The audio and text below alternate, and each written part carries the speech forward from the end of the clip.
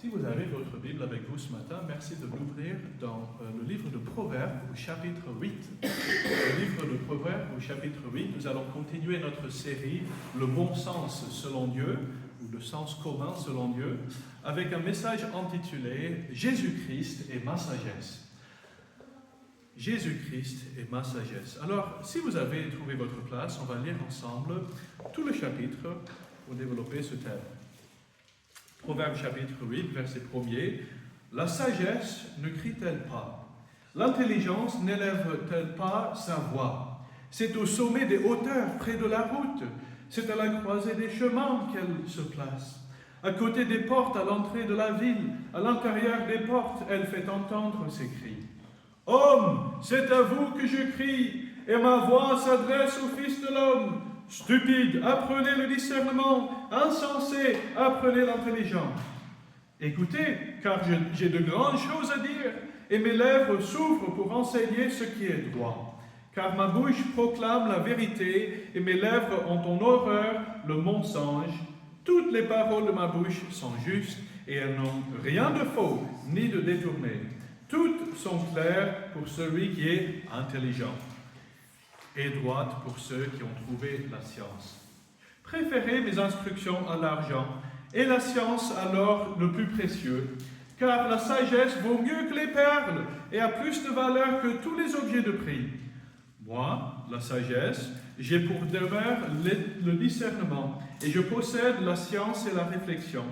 La crainte de l'Éternel, c'est la haine du mal, l'arrogance et l'orgueil, la voix du mal et la bouche perverse. Voilà ce que je hais. Le conseil et le succès m'appartiennent. Je suis l'intelligence, la force est à moi. Par moi les rois règnent et les princes ordonnent ce qui est juste. Par moi gouvernent les chefs et les justes, tous les justes de la terre.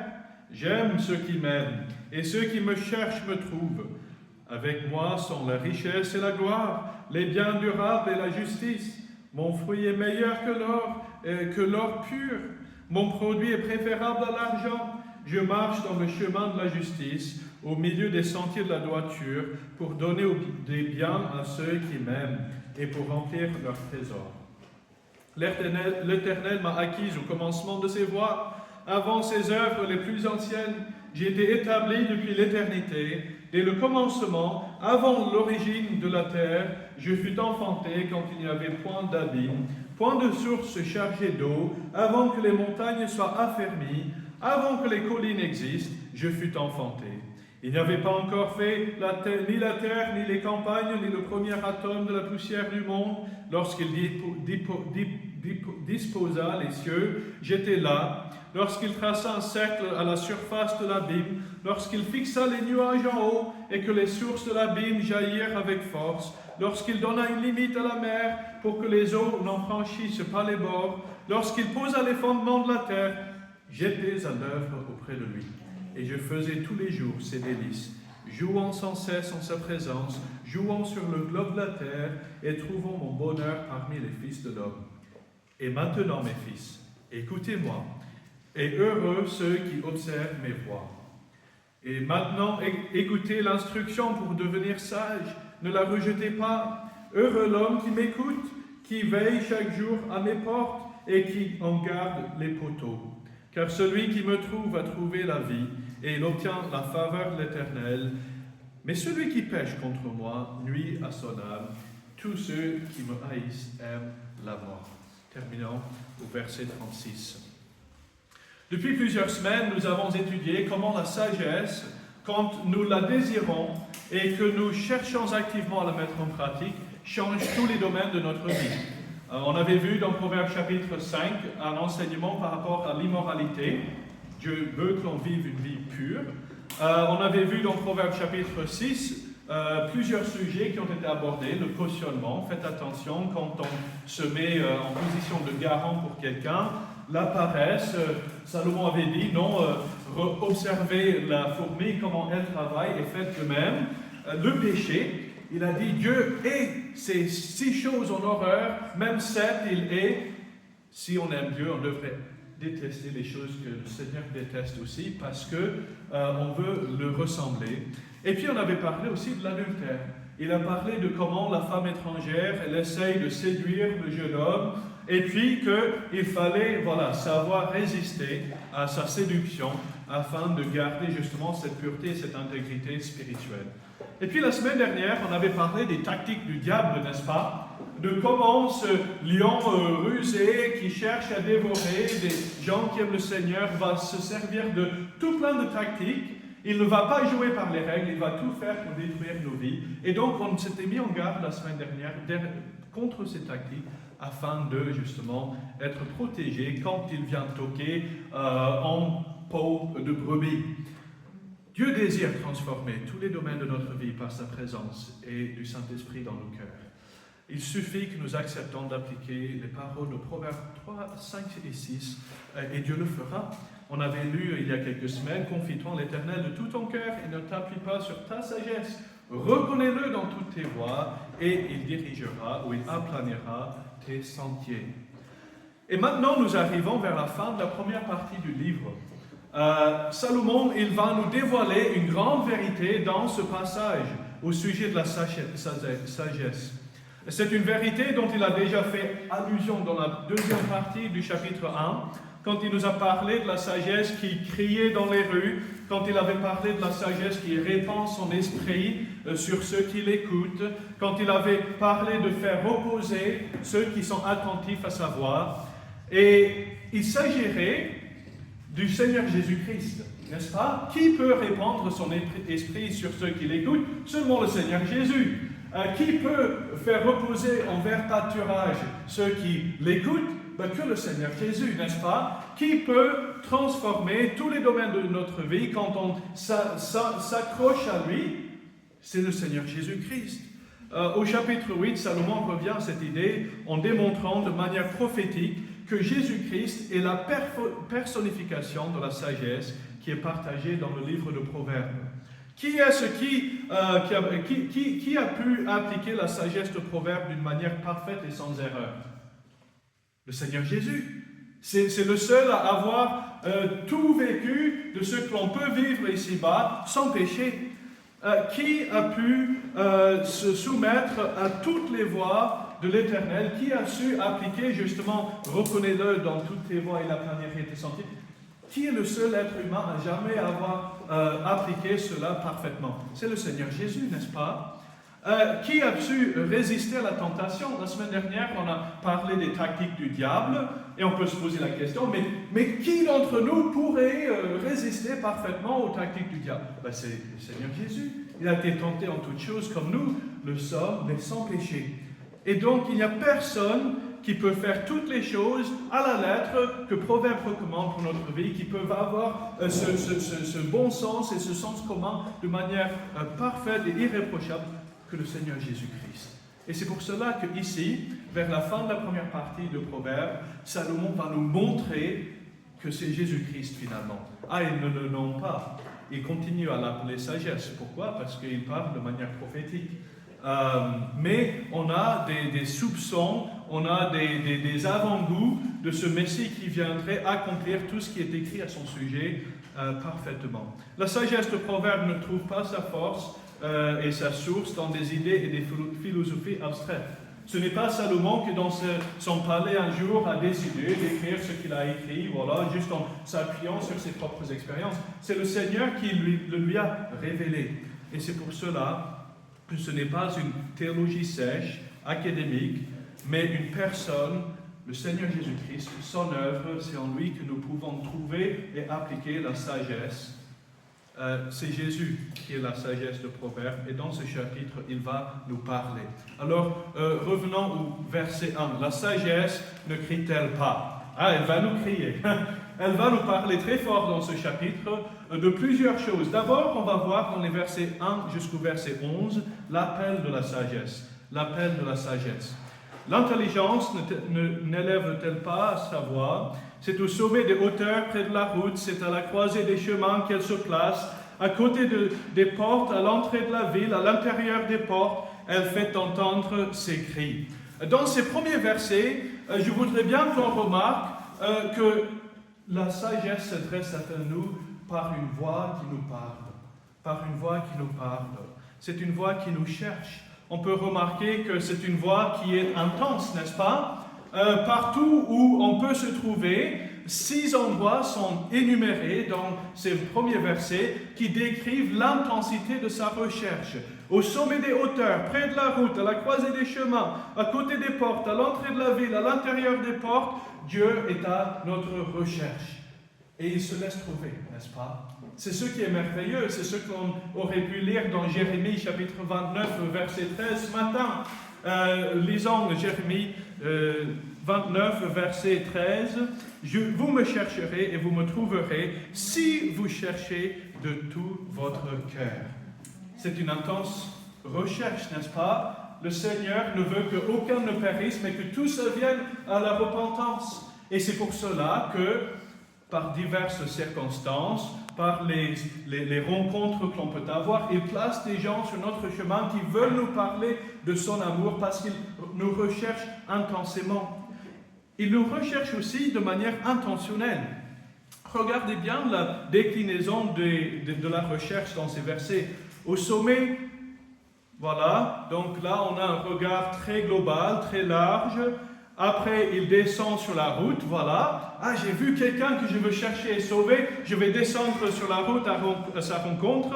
Je vais aller à la croisée des chemins pour savoir le chercher. Je vais aller à côté de ses portes, à l'entrée de sa ville. Et on voit que de plus en plus précisément, le Seigneur se soucie de moi individuellement. Depuis la hauteur, il est à la recherche globalement de quiconque qui mettra sa foi en lui. Et puis à la croisée des chemins, dans les portes, il vient à notre rencontre pour appliquer le verset dans Apocalypse chapitre 3 qui dit « Viens, je toque à la porte. » Ah, c'est quoi donc? Ah, c'est tellement riche. Apocalypse chapitre 3, je ne l'ai pas dans mes notes, mais voici, je me tiens à la porte et je frappe. Si quelqu'un ouvre...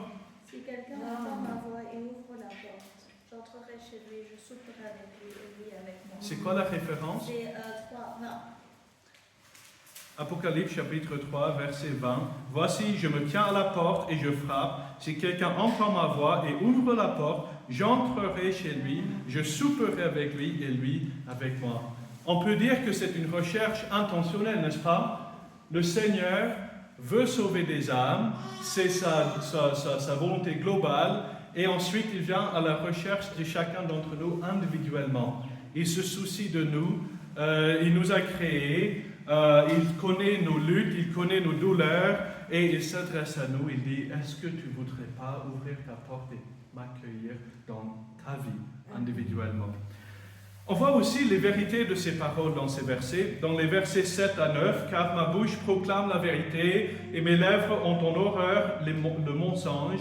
Toutes les paroles de ma bouche sont justes, et elles n'ont rien de faux ni de détourné. Toutes sont claires pour celui qui est intelligent, et droites pour ceux qui ont trouvé la science. » La voix qui nous parle d'une manière véridique, n'est-ce pas? Véridique. Le Seigneur s'adresse à nous avec des paroles qui sont vraies, qui sont honnêtes, c'est-à-dire rien de faux, rien de détourné, sans tache, parce qu'elles sont pures. Et c'est cela aussi qui est une source de réconfort. Quand toutes les voix que l'on a autour de nous nous parlent, essayent de nous convaincre que sa vérité est la bonne, essayent de nous convaincre que sa manière de réfléchir est la bonne, on peut revenir au Seigneur qui, lui, ses paroles ont été testées dans l'or, ils ont été éprouvées, elles sont parfaites, sans erreur, et nous pouvons lire sa parole sans douter de sa véracité.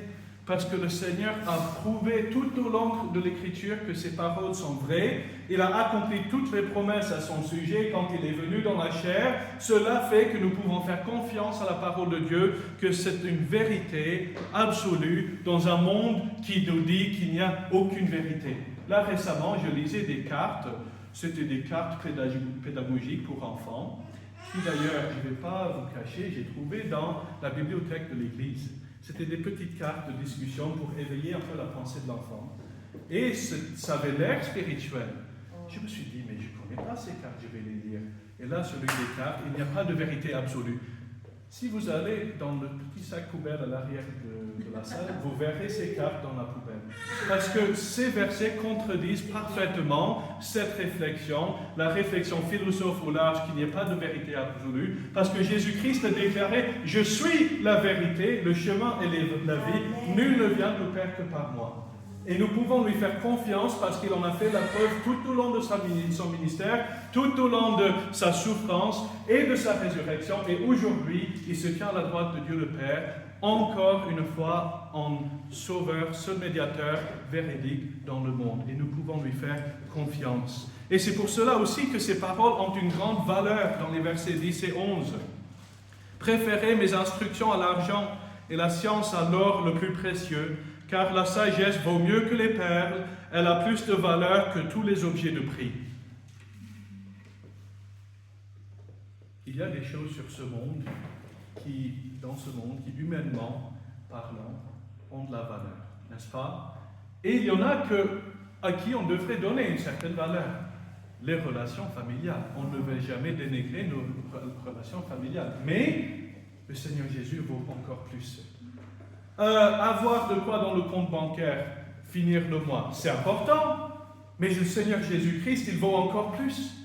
Parce que c'est lui, comme on va voir, qui a été présent depuis l'éternité, qui est riche en bonté, qui est riche en bénédiction pour ceux qui lui font confiance, et donc nous pouvons lui faire confiance de répondre à tous nos besoins affectifs, émotionnels, matériels de tous les jours. Le Seigneur Jésus sait répondre à tous ses besoins, et c'est pour cela qu'il vaut plus que tout ce que ce monde peut proposer.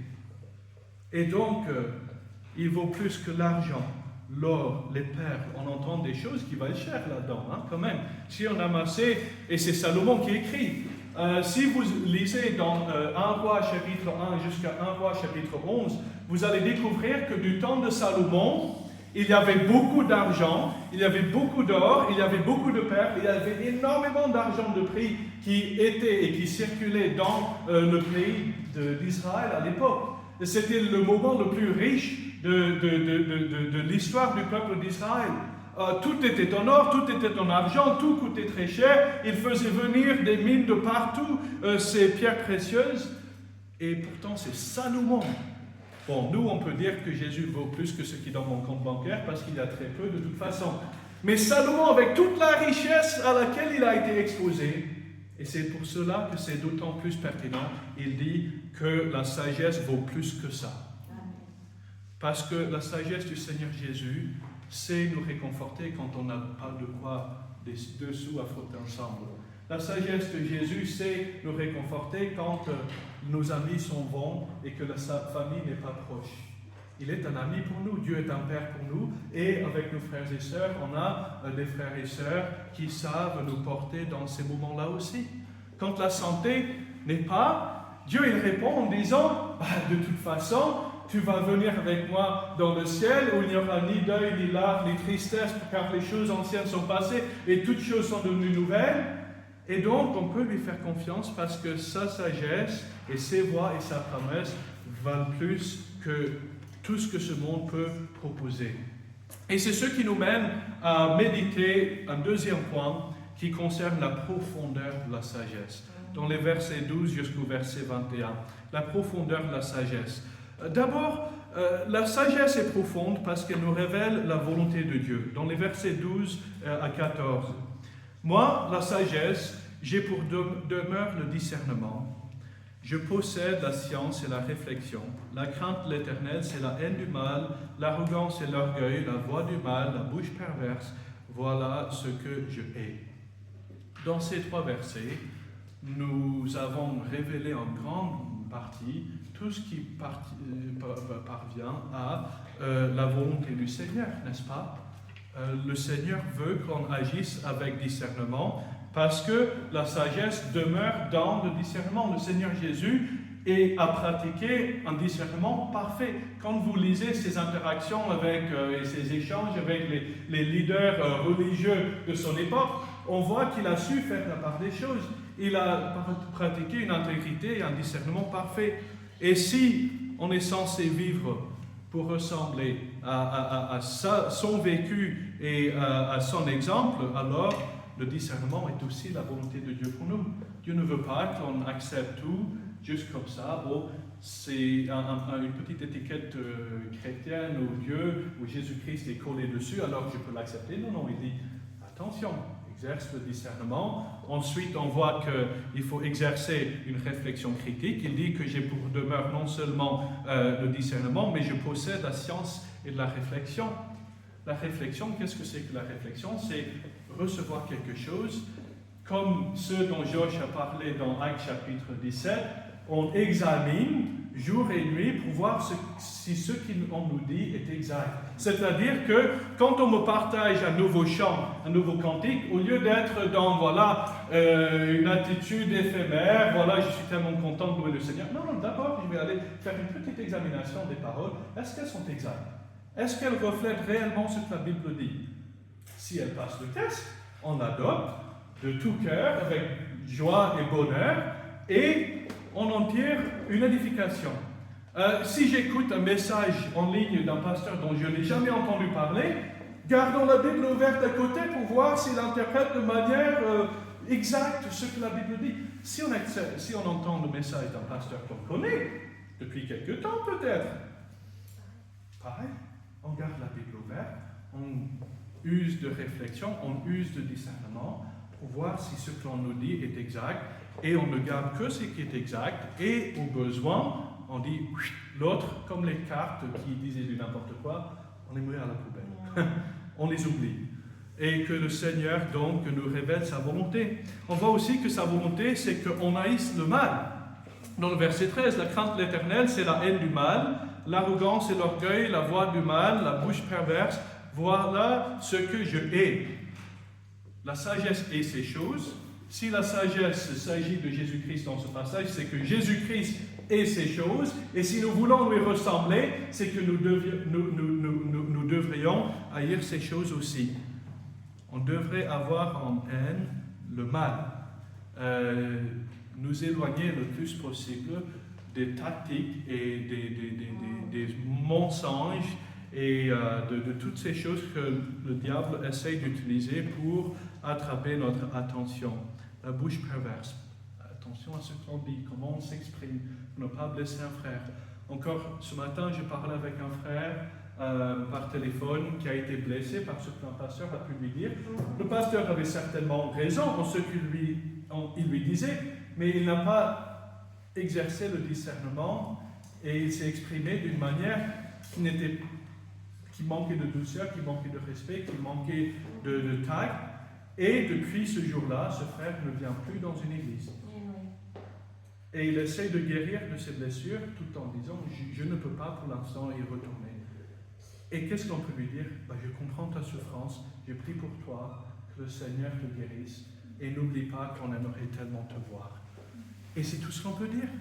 Parce qu'une bouche perverse, ça fait que ce frère soit blessé. Alors, faisons attention, la volonté de Dieu, c'est au contraire que nous parlons avec respect, avec douceur, avec amour, pour gagner notre frère, plutôt que de le refroidir. Et puis, Jésus-Christ est la source du meilleur conseil. Jésus-Christ est la source du meilleur conseil. Le conseil et le succès m'appartiennent. Je suis l'intelligence, la force est à moi. C'est la sagesse qui dit ça. Le conseil m'appartient. Alors, si la sagesse est propriétaire, on va dire en quelque sorte, du conseil, pourquoi demander le conseil de gens qui ne connaissent pas le Seigneur? Pourquoi aller en dernier recours à la parole pour avoir du conseil, alors que Jésus-Christ dit « Je suis le conseil ». Le conseil m'appartient, je suis l'intelligence, la force est à moi. Alors que la Bible soit notre premier point de repos, notre première source de conseil. Le conseil des autres peut être très très important. On ne dit pas le contraire, c'est bien de consulter. La Bible dit, et dans Proverbes on va lire plus tard, que dans une multitude de conseillers, il y a de la sagesse, mais le premier point de repère, de conseil, devrait rester la parole de Dieu. Parce que c'est seulement elle qui est inspirée du Saint-Esprit pour nous convaincre, nous corriger, nous instruire dans la justice et toutes ces choses qu'on voit dans 2 Timothée 3, afin qu'on soit accompli et propre à toute bonne œuvre. La profondeur de la sagesse, elle révèle la volonté de Dieu. C'est aussi une profondeur qui influence les dirigeants de cette terre, selon les versets 15 et 16. Par moi, les rois règnent et les princes ordonnent ce qui est juste. Par moi gouvernent les chefs, les grands, tous les dirigeants de la terre. Et donc là, tout ce qu'il y a à dire, c'est que c'est Dieu qui permet que nos conseils municipaux, que nos maires, que notre président, que l'Assemblée soient constitués des personnes dont elle est constituée. C'est Dieu qui permet ces choses-là. Et donc, au lieu de critiquer sans cesse, on peut remettre en question, mais le mieux encore, c'est de prier.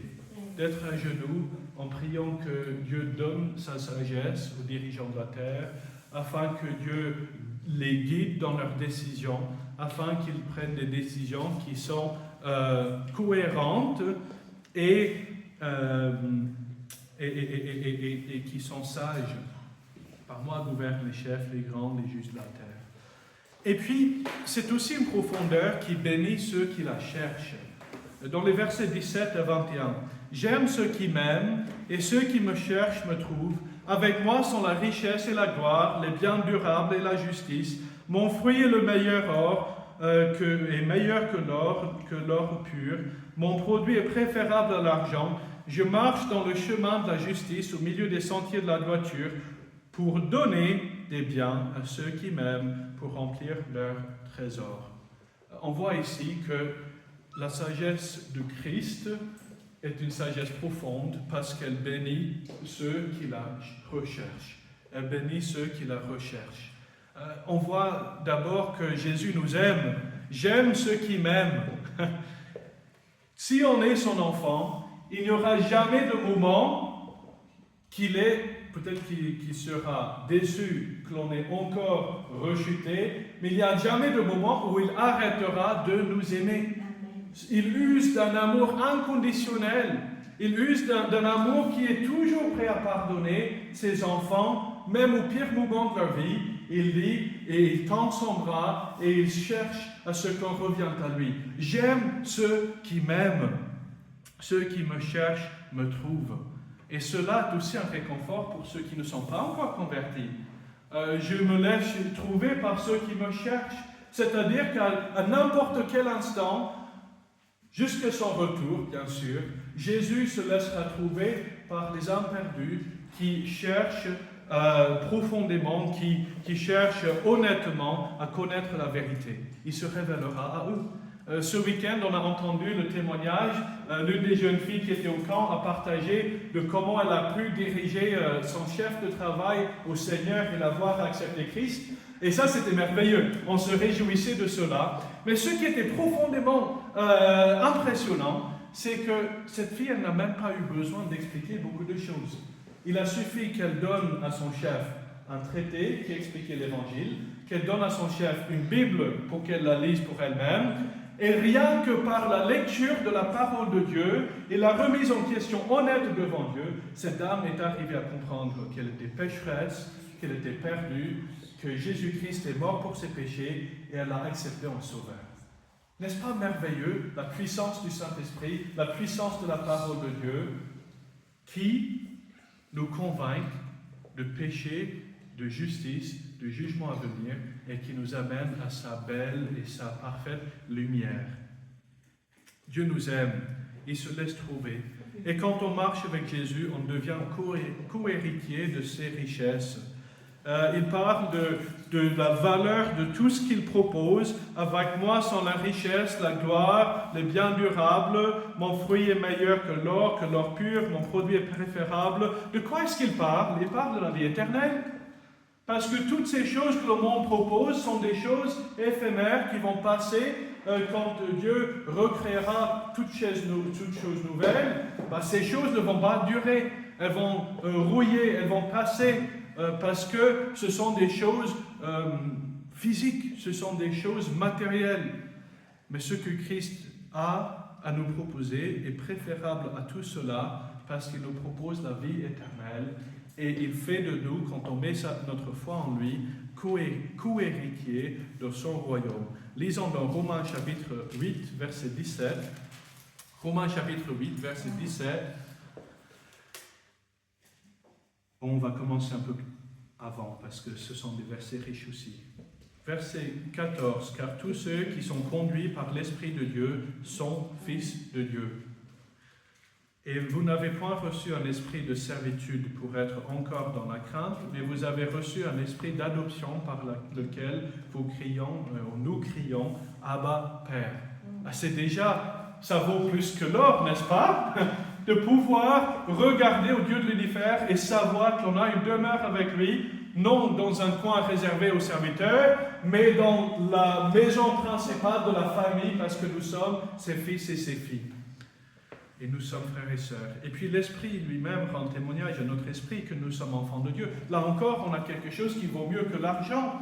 Si on n'avait pas l'Esprit, on se douterait tout au long de notre vie. Est-ce que je suis à Dieu? Est-ce que je ne suis pas à Dieu? Est-ce que je suis sauvé? Est-ce que je ne suis pas sauvé? Mais puisqu'il nous a donné son Esprit, contrairement à tous ceux qui vivaient de l'époque de l'Ancien Testament, qui devaient justement année après année renouveler ses sacrifices pour être sûrs et certains d'être sauvés, Dieu nous donne son Esprit qui, une fois pour toutes, atteste et à toujours que je suis enfant de Dieu.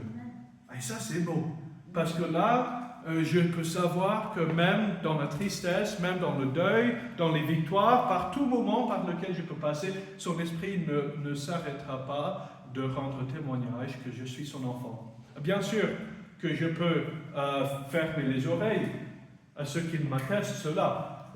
Si je rechute et que je décide, non, je ne veux plus t'écouter. Ah oui, là, on aura peut-être du mal à écouter sa voix, mais jamais il n'arrêtera d'attester que nous sommes son enfant. Et il va toujours, même dans les moments embrouillardés par le péché, continuer à attester que nous sommes son enfant et nous appeler à la repentance et à la foi en lui.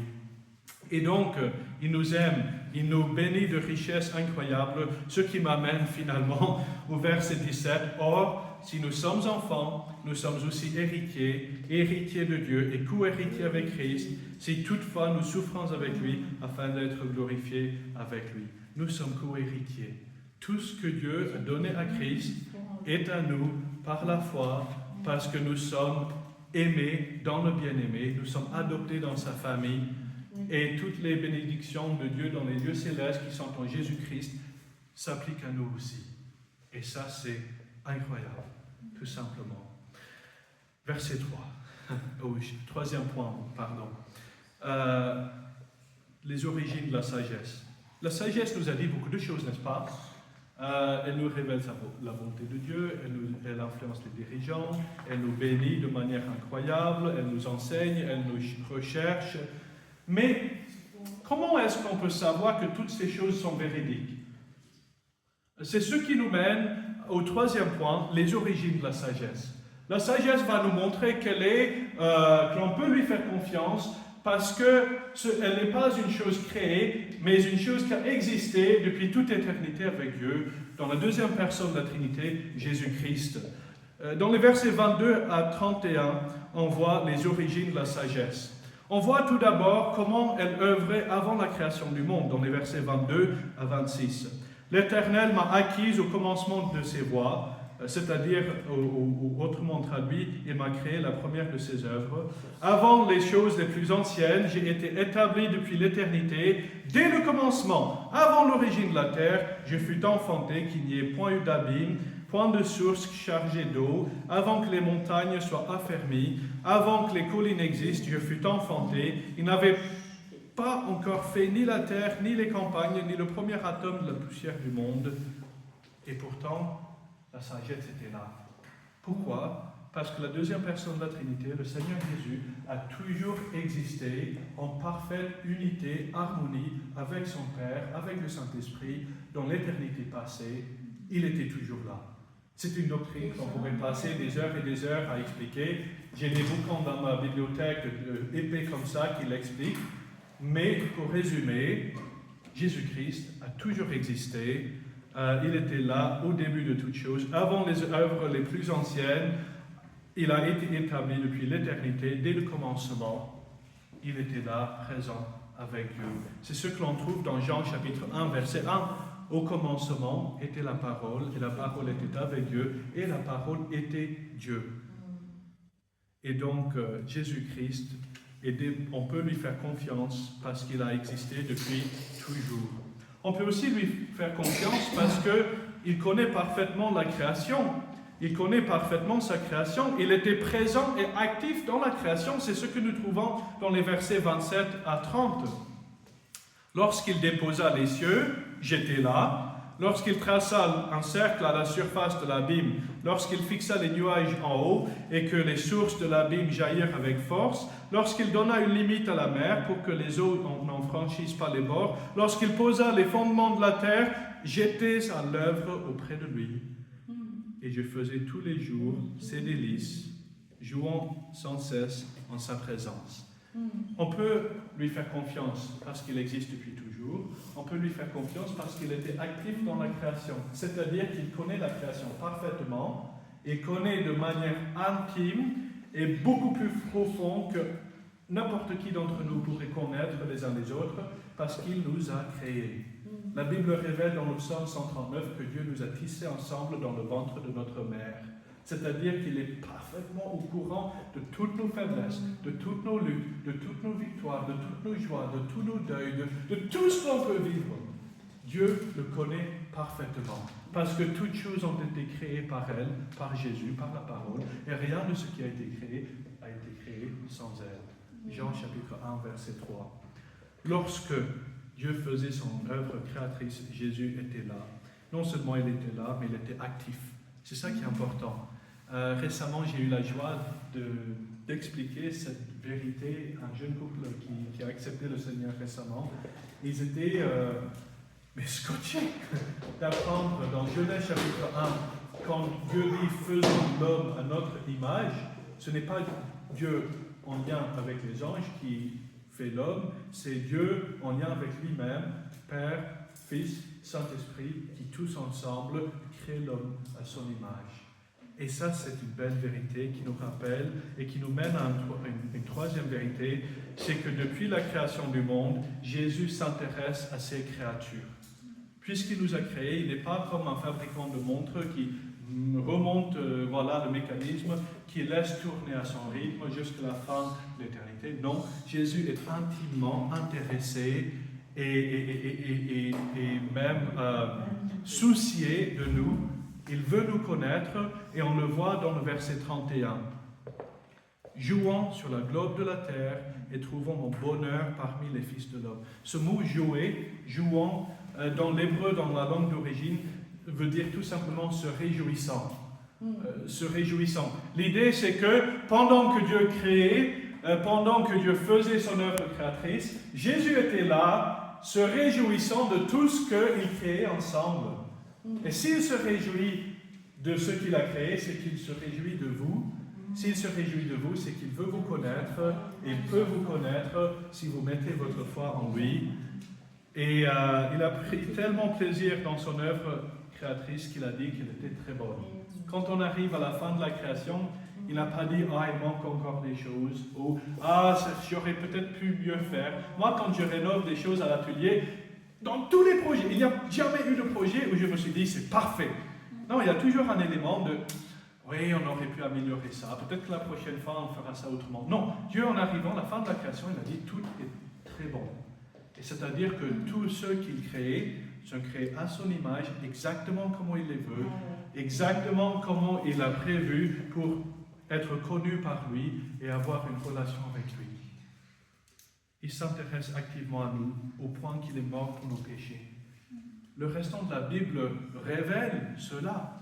Quand on passe de proverbes et des livres de sagesse dans les prophéties, et que l'on entend parler de ce serviteur qui va venir mourir à notre place, qui va prendre le péché du monde, et que l'on arrive dans les évangiles et que l'on voit Jésus le faire de manière incroyable, on voit qu'il s'intéresse à nous, parce qu'il a dit qu'il n'y a pas de plus grand amour que ce qu'un homme donne sa vie pour ses amis. Et c'est ce qu'il a fait, n'est-ce pas? Il a donné sa vie pour nous, il est mort sur la croix pour nous. Les origines de la sagesse, on peut lui faire confiance parce qu'il a créé toutes choses parce qu'il s'intéresse à nous, parce qu'il a notre bien en vue aussi. Toutes choses concourent au bien de ceux qui aiment Dieu. Et puis, la dernière chose que je veux souligner très rapidement ce matin, c'est les recommandations de la sagesse. Si on peut lui faire confiance, c'est que nous devons l'écouter quand il nous parle. Et dans ces derniers versets, les versets 32 à 34, il va nous faire quelques recommandations. Il va nous donner quelques principes à suivre. Dans le verset 32 déjà, nous voyons que si on l'écoute, on va vivre dans la joie. Et maintenant, mes fils, écoutez-moi, et heureux, ou bénis, ou joyeux, verset 32, ceux qui observent mes voies. Le Seigneur a des projets pour nous, pour notre bien. Dans Jérémie chapitre 29, verset 11, dans Jérémie chapitre 29, verset 11, il dit « Car je connais les projets que j'ai formés pour vous, dit l'Éternel, projets de paix et non de malheur, afin de vous donner une espérance et un avenir et une espérance. » Jésus a des projets pour notre bonheur, afin que l'on vive dans la joie de son salut. Et cela est déjà une vérité à retenir. Deuxième chose, dans le verset 33, c'est que si on l'écoute, on deviendra sage. Écoutez l'instruction pour devenir sage et ne la rejetez pas. Dieu ne veut pas que l'on reste des nourrissons dans la foi, mais que l'on grandisse en discernement, en réflexion, en capacité de raisonner et faire la part des choses pour accepter et suivre sa voie plutôt que toutes les autres voies que le monde nous propose. En l'écoutant, on devient sage. Et puis, dans le verset 34, si on l'écoute, on jouira de sa présence dans notre vie. Heureux l'homme qui m'écoute, qui veille chaque jour à mes portes et qui en garde les poteaux. L'idée ici, c'est d'un juif qui, en aimant tellement le Seigneur, reste tout près du temple, qui vient jouir du temple. Et le temple, c'est notre cœur, n'est-ce pas, qui est le temple du Saint-Esprit. Si nous appliquons la sagesse à notre vie, si nous chérissons la sagesse que Christ nous partage, alors il restera tout près de nous, il prendra plaisir à résider dans notre cœur. Il n'y a pas de moment où, si on l'a accepté, qu'il va quitter la résidence de notre cœur, mais il prendra d'autant plus plaisir et on pourra jouir de vivre dans sa présence à tous les moments de notre vie. Ce qui nous mène finalement à une conclusion dans les versets 35 et 36. La conclusion de toutes ces belles vérités se trouve ici, et comme dans beaucoup d'autres chapitres, Salomon nous met devant un choix. Il nous a expliqué tout au sujet de la sagesse. Jésus-Christ est ma sagesse, il éclaire mon chemin. Maintenant, la question c'est, est-ce que je vais le laisser faire? Dans le verset 35, « Car celui qui me trouve a trouvé la vie et obtient la faveur de l'Éternel. » C'est la première option. Trouver le Seigneur, marcher avec lui, avoir cette faveur de Dieu qui est basée dans une relation personnelle et vivante et continue avec lui. Deuxième option dans le verset 36, « Mais celui qui pêche contre moi nuit à son âme, tous ceux qui me haïssent aiment la mort. » Et finalement, on revient à une décision, n'est-ce pas? Aimer Dieu, faire sa volonté, appliquer sa sagesse pour jouir du bonheur et de la joie de notre salut avec la faveur de Dieu, ou continuer dans le péché, loin de Dieu, à faire ce que l'on veut, mais au risque et au péril de notre âme qui serait perdue pour l'éternité. Sachez que si vous avez mis votre foi en Christ, la deuxième option n'est plus un choix. Si vous avez mis votre foi en Christ, vous êtes dans le bien-aimé, la vie éternelle est à vous. Maintenant, il est question de si vous voulez continuer à cheminer avec le Seigneur pour jouir de ses bénédictions jour après jour. Si cela est le cas, priez le Seigneur, demandez-lui, dites-lui, je veux grandir en sagesse, en bonheur, en réflexion avec toi, et il fera son œuvre par son esprit.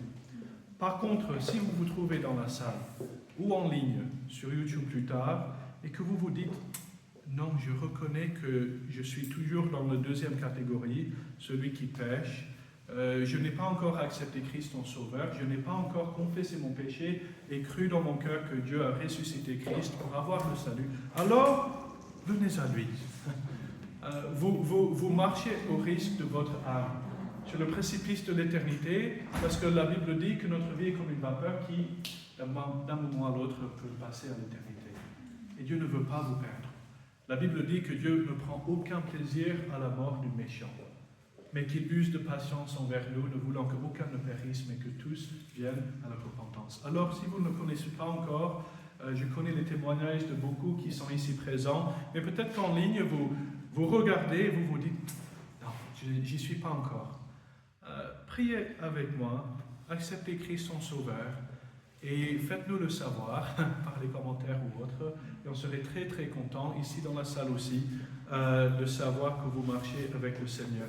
Le choix que Salomon nous donne, c'est le même que Dieu nous adresse, alors qu'on réponde avec foi, avec bonheur, dans le bien-aimé. Prions ensemble. Seigneur, nous voulons te remercier pour ce temps. C'est une joie, en effet, de nous mettre face à ta vérité, encore une fois, tout en sachant que tu nous aimes, Seigneur. J'aime ceux qui m'aiment. Je me laisse trouver par ceux qui me recherchent. Et Seigneur, cela peut résumer tout le message de ce matin. Ceux qui t'aiment, tu les aimes, tu veux les sanctifier, les faire grandir. Ceux qui ne te connaissent pas encore, tu te laisses trouver par eux. Et Seigneur, permets que même aujourd'hui, les gens ici présents, s'il y en a, je ne vois pas les cœurs, toi seul tu connais les cœurs de chacun. S'il y a quelqu'un en ligne qui regarde, Seigneur, permets que ton esprit parle à leur cœur encore pour les convaincre de ta vérité et qu'ils t'acceptent en sauveur dès aujourd'hui. Que tu fasses d'eux une nouvelle créature dont les choses anciennes passées, toutes choses sont devenues nouvelles en Christ. Nous te remercions pour ce temps. Merci de nous fortifier, de nous garder sur la route de retour et jusqu'à la prochaine fois que l'on se voit ou que ces personnes visionnent en ligne. Au nom de Jésus. Amen. Amen. Amen. Merci beaucoup de votre présence. Je vais juste couper l'enregistrement. Je peux